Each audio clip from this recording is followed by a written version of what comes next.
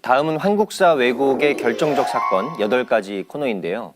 이번 편은 이제 4번째 시간입니다. 서효사는 작년 11월 달에 이제 간략하게 전해드린 적이 있습니다. 서효사의 서자는 맹서할 서자, 다짐할 서자입니다. 오늘은 그 핵심만 간추려서 한번 소개해 보겠습니다. 서효사는 단군조선 6세 달문 단군 때인 단기 251년, 그러니까 서기전 2083년에 제작이 되었습니다. 달문 단군이 여러 제후국의 왕들과 함께 상춘에 9월산에 이제 모여서 천재를 올릴 때요. 신지 발리로 하여금 하늘에 고하는 글로 짓게 했던 제천문입니다. 5원 절구 36구절로 되어 있으니까 전체 180자인데요. 단군조선의 삼경 제도를 말하고 있습니다. 이 삼신신앙이 영속이 되어서 저울추와 저울대, 저울 접시에 해당하는 세 수도가 조화롭게 유지가 될 때 조항 70국, 즉 주변 70국이 조공을 하고 태평성대가 될 것이라고 이제 하였는데요. 원문을 한번 읽어보겠습니다. 수미균 병위하야 뇌덕 호 신정이로다. 흥방 보 태평하야 조항 70국이로다. 머리와 꼬리가 서로 균형 이루니 그 덕에 힘입어 삼신정기 보호하옵니다. 나라를 흥성케 하여 태평세월 보전하니 이른 나라 조공하며 복종하여 싸웁니다. 바로 이 조항 70국이란 문구로 인해서 우리 역사에 중차대한 일이 발생하고 말았죠. 예, 그렇습니다. 바로 이 조선 3대 임금 태종이 이 서효사를 소각해버린 사건입니다. 해당되는 조선왕조실록 기록을 살펴보겠습니다. 명 사관 김상직 취 충주사고 서책 이진 1412년 명 영락 10년 사관 김상직에게 명하여 충주사고의 서적을 가져다 바치게 하였는데 차명 왈 신비집 무득 피열 이 별봉 이진 신비집은 펴보지 못하게 하고 따로 봉하여 올리라. 상남기집 왈 차서 소재 개 괴탄 불경지설 임금이 그 책을 보고 말하기를 이 책에 실린 것은 모두 괴탄하고 불경한 설이다 하고 명 대언 유산울 분지 기여 하 춘추관 장지 대언 유산울에게 명하여 이를 불사르게 하고 그 나머지는 춘추관에 내려 간직하게 하였다.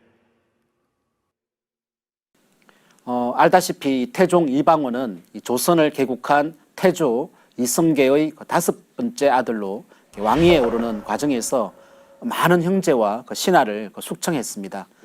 그래서 이제 당시 이제 상국으로 모신 명나라의 눈치를 볼 수밖에 없었죠. 그러면서 이 서효사를 차서 소재 개, 괴탄, 불경, 지설이라고 평가해 버렸습니다. 즉, 이 책에 실린 내용이 모두 괴탄하고 불경한 설이라는 것입니다. 이 태종은 이제 서효사의 내용을 한마디로 자신의 대권 장악을 용인해 준 상국 중국의 불경한 내용이자 기이하게 현혹시키는 글이라고 본 것이죠. 참 이제 안타까운 건데요. 철저하게 중국의 입장에서 평가한 거죠. 그러니까 아마도 조항 70국, 그러니까 즉 70여 제후국가에서 조공을 바친다는 구조를 보고 중국 사시인의 눈치를 보면서 이제 불살라 버렸을지도 모릅니다. 태종 이후에 세조, 성종 때의 왕들이 할아버지 태종의 뜻을 받들어서 사서 수고령을 내려 중화 사대주의에 위배되는 책들을 이제 다 수고를 해서 민간의 소유를 이제 금해버리지 않습니까? 그러니까 닉자 차명이다. 그러니까 그러면서 이제 줄기차게 이제 사대주의를 강조하게 되죠. 예, 참 안타까운 일이 아닐 수 없습니다. 닉자 참형, 언닉한 자, 목을 이렇게 베는 그런 형벌인데 진실된 역사를 파괴하는 이러한 국가의 운영이라고 하는 것은 참으로 분노를 일으키게 하는 그런 이제 처사인 것 같은데요. 우리가 잃어버린 역사를 찾는데 그 어려움을 겪는 그 이유가 바로 근대의 일제가 우리 역사를 왜곡하고 또 사설을 불태운 것도 큰 영향을 미쳤지만 그 근원적인 원인은 태종 이방원의 그 잘못된 그 역사관에서 시작됐다고 봐야 되겠죠. 네, 서유사의 본론으로 들어가서 개벽지 120쪽을 보시면요. 서유사의 핵심은 크게 세 가지로 나눠볼 수 있습니다. 첫째는 밝은 조선 땅과 삼신에 관해 전해줍니다. 서유사의 일성은 조광선수지와 삼신 혁세림입니다. 그러니까 우주의 절대자이자 대자연 그 자체인 삼신에게 큰 축복을 받아 아침 햇살이 가장 먼저 비치는 동방의 밝은 터전에서 우리 동방 조선의 역사가 시작되었다. 이것을 이제 알 수 있게 해주고요. 두 번째는 대한국통맥의 핵심 인물에 관해서 전해주고 있는데요. 서유사에는 삼신께서 점지해 주신 이 땅을 개척하신 그 핵심 인물들에 대해서 명확하게 이제 잡아주고 있습니다. 환인, 환웅, 치우천왕, 단군 왕검으로 이렇게 전개된 그 역사의 맥을 전해주는데 이 부분도 중국에서는 굉장히 꺼려했던 대목이라고 생각해 볼 수 있겠죠. 자, 세 번째로는 단군 조선의 통치 정신인 삼한광경제와 삼경제도가 어떻게 하면은 영원할 수 있는지에 대해서 이렇게 알려주고 있습니다. 예, 단군 조선은 그 한민족 그 원령 정신인 그 삼신관에 따라 셋이면서 하나인 체계, 삼한광경제로 그 통치했습니다. 즉 오늘날 이 만주의 중앙은 그 진조선의 대단군이 통치하고 요서와 북경 주변의 그 번조선과 또 한반도의 그 마조선은 각각 부단군이 그 통치를 하였습니다. 서유사는 이 단군 조선의 그 삼경 제도가 균형을 이룰 때 임금의 그 덕에 힘입어 이 삼신의 정기를 잘 간직해 영원히 그 단군 조선이 태평성대를 이룰 것이라고 했습니다. 네.